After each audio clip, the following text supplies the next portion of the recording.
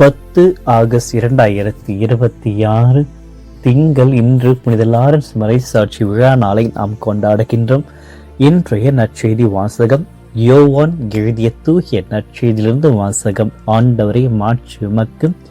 அதிகாரம் 12, நிறைய வசனங்கள் 24 26 முடிய. கோதுமை மணி மண்ணில் விழுந்து மணியாவிட்டால் அது அப்படியே இருக்கும். அது மடிந்தால்தான் மிகுந்த விளைச்சலை அளிக்கும் என உறுதியாக உங்களுக்கு சொல்கிறேன்.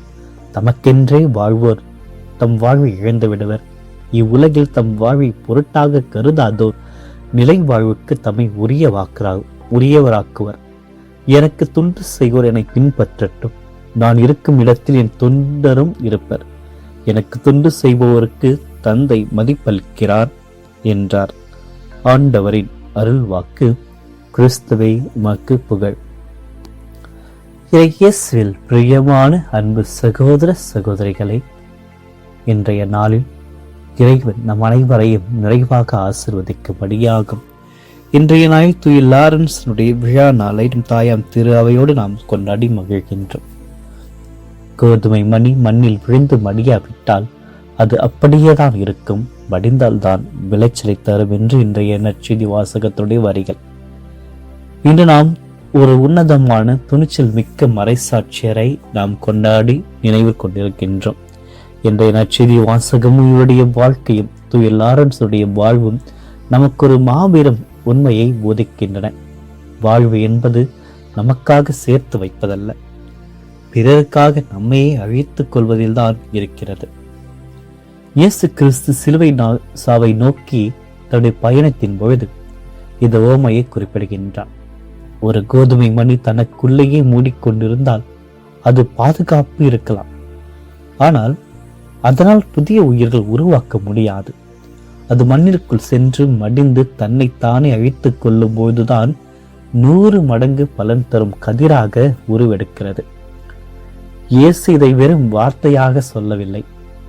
சிலுவையில் தன் உயிரையே கோதுமை மணியாக மாற்றி நமக்கு மீட்பும் என்னும் பெரும் விளைச்சலை தந்தார்.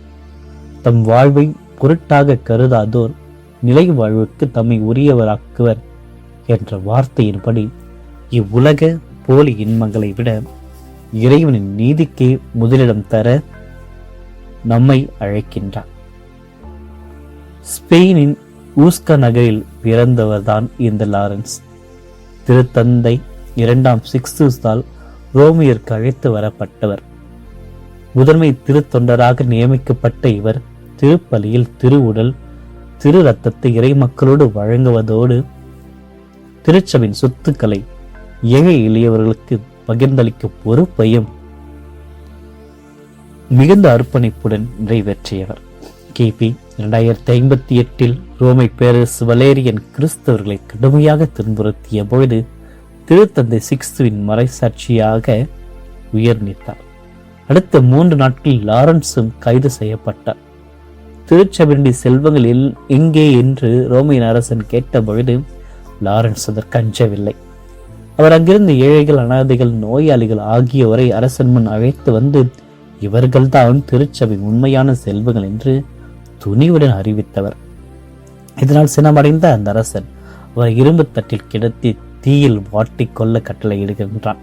கடும் வேதனையிலும் நான் ஒரு பக்கம் வெந்து விட்டேன், மறுபக்கம் திருப்பி போடுங்கள் என்று நகைச்சுவையோடும் அசைக்க முடியாத நம்பிக்கையோடும் இறைவனை புகழ்ந்தபடியே அவர் மறைசாட்சியாக உயிர் துறக்கின்றார். அவர் மண்ணில் மடிந்த கோதுமை மணியானதால் இன்று திருச்சபையில் பல்லாயிரக்கணக்கான நம்பிக்கையாளர்கள் உருவாக காரணமாயிருக்கிறார். இவர் இன்று நமக்கு அளிக்கின்ற பாடங்களாக இறைவன் மீது மிக அசைக்க முடியாத அன்பை கொண்டிருப்பதும், ஏழைகள் மீது கருணை அன்புள்ள இதயமாக இருப்பதையும் கற்றுக்கொள்ள வேண்டும். எந்த ஒரு சித்திரவதையோ நெருப்போ மரணச்சமோ லாரன்ஸை கிறிஸ்து அன்பிலிருந்து பிரிக்கவில்லை. துன்பங்கள் வருமுகிந்து நம்முடைய விசுவாசத்தில் பின்வாங்கி விடுகிறோம், ஆனால் அவர் துன்பத்தையே தன் விசுவாசத்தினுடைய சாட்சியாக மாற்றுகின்றார். திருச்சபை உண்மையான செல்வங்கள் தங்கம், வெள்ளி மற்றும் ஆடம்பர கட்டடங்கள் அல்ல, மாறாக ஏழை எளிய சமூகத்தால் ஒதுக்கப்பட்ட மக்களே என்று லாரன்ஸுடைய வாழ்வாலும் மரணத்தால் உலகத்திற்கு நிரூபிக்கின்றார். இன்றைய நாளில் நாம் பல நேரங்களில் கோதுமை மணி போல நமக்குள் மட்டுமே சுருங்கி விடுகின்றோம். நமது நேரம், பணம், திறமைகளை பிறருக்காக, முக்கியமாக ஏழைகளுக்காக செலவிட தயங்குகின்றோம். பிறருக்கு உதவும் பொருட்டு நம்முடைய வசதிகளை கொஞ்சம் இழக்க மடிய நாம் பழக வேண்டும். அப்பொழுதுதான் நம்முடைய வாழ்வில் ஆன்மீக விளைச்சல் பெருகும். நம்மை சுற்றியுள்ள ஏழைகள், ஆதரவற்ற மற்றும் நோயாளிகளிடம் நாம் காட்டுகின்ற அன்பேதான் நாம் இறைவனுக்கு காட்டுகின்ற அன்பு. திருச்சபையிலும் நமது குடும்பங்களிலும் மனித நேயத்திற்காக முதலிடம் தர வேண்டும். பொருட்களை விட மனிதர்களுக்கே முக்கியத்தை நாம் கொடுக்க வேண்டும். வாழ்வினுடைய சோதனைகளும் நம்பிக்கை குறைபாடுகள் வருகின்ற பொழுது இன்றைய புனிதரை நாம் நினைவில் கொள்வோம். எனக்கு தொண்டு செய்வனை பின்பற்றட்டும், அவர்களுக்கு தந்தை மதிப்பளிப்பார் என்ற இயேசுடைய வாக்குறுதியை நம்பி துன்ப வேளையிலும் இறைவனை புகழ நாம் கற்றுக்கொள்ள வேண்டும். ஆண்டவர் மீது அசைக்க முடியாத அன்பை வைக்க அழைக்கப்படுகின்றோம். இன்று நாம் ஏழைகள் மக்கள் மீது தாராள மனமுடைய கருணையும் கொண்டு வாழ இறைவனிடத்தில் ஜெபிக்க வேண்டும். சுயநலமற்று பிறநலம் பேணுகின்ற ஒரு வாழ்க்கையை நாம் கொண்டிருக்க வேண்டும். அதன் வழியாக நிலை வாழ்வுக்கு நம்மையே நாம் தகுதியாக்க முடியும். ஆகவே அந்த ஒரு மறை உண்மைகளோடு, ஆண்டவருடைய அருளோடு, லாரன்ஸுடைய பரிந்துரையோடு இந்த நாளையும் நம்மையும் ஆண்டவரிடத்தில் சமர்ப்பித்து ஜெபிப்போம். இறைவன் ஒவ்வொருவரையும் விரைவாக ஆசீர்வதிப்பாராக. ஆமென். மன்றாடுவோமாக. இன்றும் வாழும் எல்லாம் அல்ல இறைவனை எங்களுக்கு கொடையாக தந்திருக்கின்ற இந்த புதிய விடியலுக்காக உமக்கு நன்றி கூறுகிறோம். இந்த நாளில் ஒவ்வொரு நொடியும் ஒரு ஆசீர்வாதத்தாலும் பிரசன்னத்தாலும் நிரப்பியறலும்.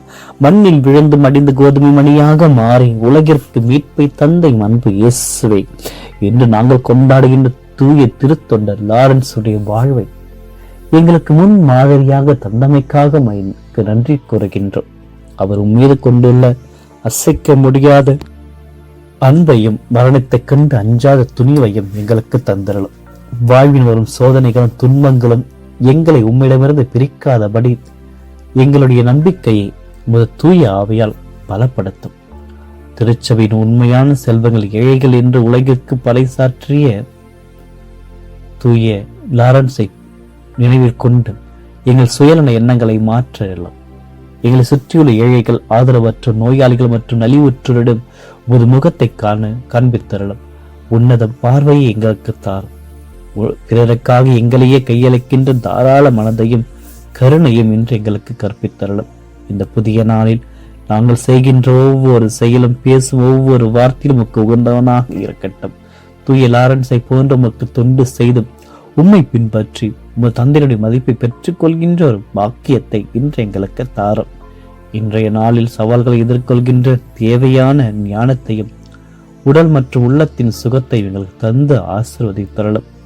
ஆண்டவரை உலகெங்கும் சென்று படைப்பிற்கெல்லாம் நற்செய்தியை பறைசாற்றுகின்ற உமது கட்டளையை ஏற்று தங்கள் சொந்த நாடு, மொழி, குடும்பம் மற்றும் வசதிகளை துறந்து உலகெங்கும் ஒரு நற்செய்தியை தாங்கி செல்கின்ற அனைத்து மறைப்பணியாளர்களையும் மது பாதத்தில் வைத்து செவிக்கின்றோம்.